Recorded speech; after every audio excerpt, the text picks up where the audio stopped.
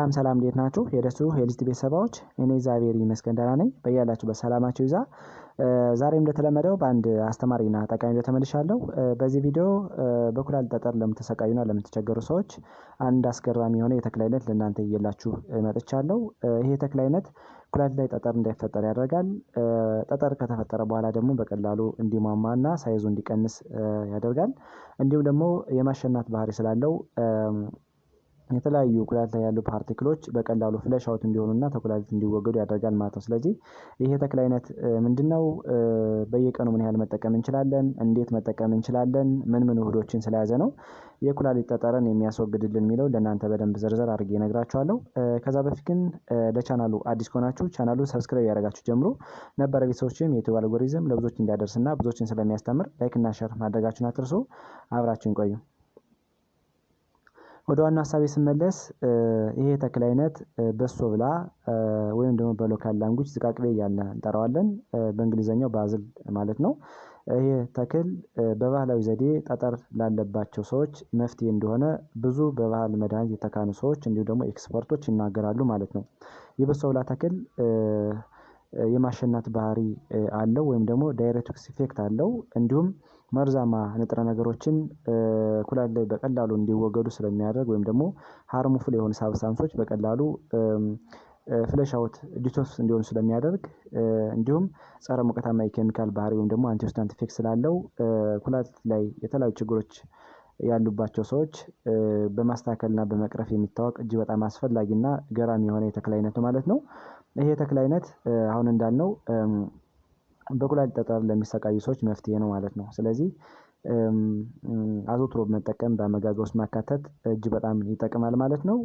ሜካኒዝም ኦፍ አክሽኑን በአራት ከፍዬ ለእናንተ እነግራችኋለሁ። ምክንያቱም ይሄ የኩላሊት ጠጠር ብዙ ሰዎችን ያስቸግራል፣ ብዙ ሰዎችን ለስቃይ ይዳርጋል እና እንዴት ነው መጠቀም እንችለው? ምን ያህል መጠቀም እንችላለን? ሜካኒዝም ኦፍ አክሽኑ እንዴት ነው የሚለውን በደንብ ለእናንተ አብራርቼ እነግራችኋለሁ። ቪዲዮውን ሰብስክራይብ ያደረጋችሁ ሰዎች ቪዲዮውን ሰብስክራይብ ያደረጋችሁ እዩ። ነባራዊ ሰዎችም ላይክ እና ሼር እያደረጋችሁ የድሮ ትብብራችሁ እንዳይለይ ስል እጠይቃለሁ።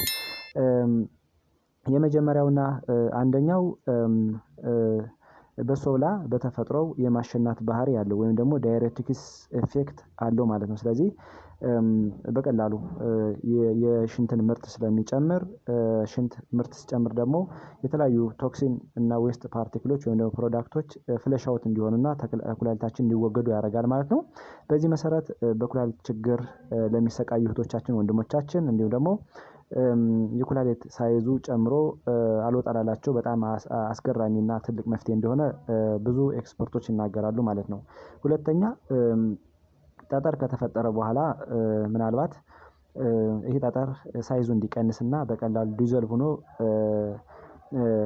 ኩላሊት ላይ ወይም ደግሞ ፐልቪሱ ላይ እንዲወገድ በማድረግ እጅግ በጣም አስፈላጊ ነው ማለት ነው። እንደሚታወቀው ይህ ባዝል ፕላንት ወይም ደግሞ በሶ ብላ አሲቲክ አሲድ እና እጅግ በጣም አስፈላጊ የሆኑ ኢሴንሻል የሆኑ ኦይሎችን ይዟል። እነዚህ ኦይሎችና አሲቲክ አሲድ ጠጠሩ ቢፈጠርም ሳይዙ እንዲቀንስና በቀላሉ ብሬክ እንዲያደርግ ዲዞልቭ እንዲሆን ወይም ደግሞ እንዲሟማ በማድረግ ትልቅ ሚና አለው ማለት ነው። ስለዚህ ኩላሊት ሳይዙ ለመቀነስ እንዲሁም እንዲፈረከስ ለማድረግም በጣም አስፈላጊ ነው ማለት ነው። እንደሚታወቀው ሳይዙ ሲቀንስና ፓርቲክሎች እየሟሙ ሲመጡ በቀላሉ በሽንት መልክ ፍለሽ አውት እንዲሆኑና እንዲወገዱ ያደርጋል ማለት ነው። ስለዚህ እንደዚህ አይነት ችግር ያለባቸው ይህንን ነገር አዘውትራችሁ ብትጠቀሙ ትልቅ መፍትሄ ታገኙበታላችሁ ማለት ነው። ሶስተኛው ዩሪክ አሲድ ፎርሜሽንን በመቀነስ እንዲሁም ደግሞ ካልሲየም ኦክዛሌት ስቶን እንዳይፈጠር በማድረግ እጅግ በጣም አስፈላጊ የሆነ የተክል አይነት ነው ማለት ነው። እንደሚታወቀው አዘውትሮ በአመጋገብ ውስጥ በሶ ብላን ማካተት ዩሪክ አሲድ ደም ውስጥ ላይ እንዳይጠራቀም በማድረግ ደም ውስጥ ላይ እንዲቀንስ በማድረግ እና ካልሲየም ኦክዛሌት እና ዩሪክ አሲድ ስቶን እያልን የምንጠራቸው የተለያዩ ስቶን አይነቶች አሉ። እነዚህ ስቶኖች ፎርም እንዲያደርጉ በማድረግ ብሬክ ዳውን አድርገው በሽንት መልክ እንዲወገዱ በማድረግ ትልቅ ቫልዩ ያለው የተክል አይነት ነው ማለት ነው። ስለዚህ ዩሪክ አሲድ ፎርሜሽንን በመቀነስ ደም ስር ላይ በመለየት እና ካልሲየም ኦክዛሌት ስቶን ኮመን ነው እንደሚታወቀው ይሄ ስቶን ፎርም እንዳያደርግ በመከላከል ደረጃ እጅግ በጣም አስፈላጊ ነው ማለት ምክንያቱም በሶ ብላ በተፈጥሮው የማሸናት ባህሪ ስላለውና የተለያዩ ፓርቲክሎችን ፍለሽ አውት አድርጎ ከኩላሊት ስለሚያስወግድ በቀላሉ ኩላሊታችን ንጹህ እንዲሆን ፍለሽ እንዲሆን ያደርጋል ማለት ነው። አራተኛና የመጨረሻው አንቲ ኦክሲዳንት እና አንቲ ኢንፍላማቶሪ ኢፌክት አለው። ያ ማለት ጸረ ብግነት እና ጸረ ሙቀታማ የኬሚካል ባህሪ አለው ማለት ነው። ብዙ ጊዜ በሶ ብላ በተፈጥሮ እጅግ በጣም አስፈላጊ የሆኑ እነዚህን ውህዶችን ይዟል። ለምሳሌ እንደ ኢጂኖል፣ ፍላሚኖይድ የመሳሰሉ እጅግ በጣም አስፈላጊ የሆኑ አንቲ ኢንፍላማቶሪ እና አንቲ ኦክሲዳንት ፕሮፐርቲ ያላቸውን ንጥረ ነገሮች በደንብ ስለያዘ ኩላሊታችን ንጹህ እንዲሆን ፍለሽ እንዲሆን ያደርጋሉ። ከዚህ በተጨማሪ ኩላሊታችን ላይ ሊፈጠሩ የሚችሉ ኢንፍላሜሽኖችን ወይም ደግሞ ብግነቶችን፣ የኦክሳይድ ውጥረት ወይም ደግሞ ስትረስ ብለን የምንጠራውን በመቀነስ በቀላሉ ኩላሊታችን ፍለሽ እንዲሆን በማድረግ እጅግ በጣም አስፈላጊ የሆነ የተክል አይነት ነው ማለት ነው። ብዙ የባህላዊ ሐኪሞች ወይም ደግሞ ብዙ ኤክስፐርቶች እንደሚሉት ከሆነ የበሶ ብላ ጁስን ሁሌ አዘውትረን የተወሰነ ማር በመጨመር ብንጠቀመው የኩላሊት ጠጠር ለሚያስቸግራቸው ሰዎች መፍትሄ እንደሆነም አያይዘው ከዚህ ጋር ይናገራሉ ማለት ነው። ይህን ነገር አንድ ወይም ሁለቴ ተጠቅመን የምናመጣው ለውጥ ሳይሆን አዘውትረን በበቂ መጠንና በልኩ ከተጠቀምነው አዘውትረን ከማር ጋር ጁሱን ትልቅ ለውጥ እንደሚያመጣም ብዙ በባህላዊ መድኃኒት የተካኑ ሰዎች እንዲሁ ደግሞ ኤክስፐርቶች ይናገራሉ ማለት ነው። እንዴት መጠቀም እንችላለን የሚለውን ስንናገር ደግሞ እንደሚታወቀው ቨርሳታይል የሆነ ያጠቃቀም ዘዴ ወይም ደግሞ ብዙ መልቲ የሆነ ያጠቃቀም ዘዴ የምንጠቀምበት የምግብ አይነት ነው። በፒዛ መልክ፣ በሳንድዊች መልክ እንጠቀመዋለን። እንዲሁም ደግሞ በሳላድ መልክ ከቲማቲም ጋር ከተለያዩ ነገሮች ጋር በመጠቀም መስራት እንችላለን። ከዚህ በተጨማሪ ፍሬሹን ቅጠሉን ወይም ደግሞ ይህን እርጥቡን ቅጠልም ከተለያየ ምግብ ጋር በማዋሃድ የምንወስደው የምግብ አይነት ነው ማለት ነው። ሌላው በሻይ መልክ እንጠቀመዋለን የበሶ ብላ ቅጠልን ማለት ነው። እንዲሁም አሁን እንዳልነው በጁስ መልክ በማድረግ የተለያዩ ፍላቨሮችን በመጨመር የተለያዩ ሳብስታንሶችን አብሮ በመጨመር መውሰድ እንችላለን ማለት ነው። በየቀኑ ምን ያህል መጠቀም እንችላለን የሚለውን ስናይ ደግሞ እንደሚታወቀው እንደ ጾታ፣ እድሜ እና የጤና ሁኔታ ቢወሰንም እንደ አጠቃላይ ግን እርጥቡን ቅጠል ከ5 እስከ 10 ሚሊግራም በየቀኑ መጠቀም እንችላለን ማለት ነው። ሌላው ደርቆ የተወገጠውን ፓውደር ደግሞ 1 እስከ 2 ግራም በየቀኑ መጠቀም እንችላለን ማለት ነው። እንዲሁም ደግሞ ይህን ካላገኘነ በሳፕሊመንት መልክ ይሸጣል በየፋርማሲው ማለት ነው። ይሄ በካፕሱል መልክ የሚሸጥ አለ።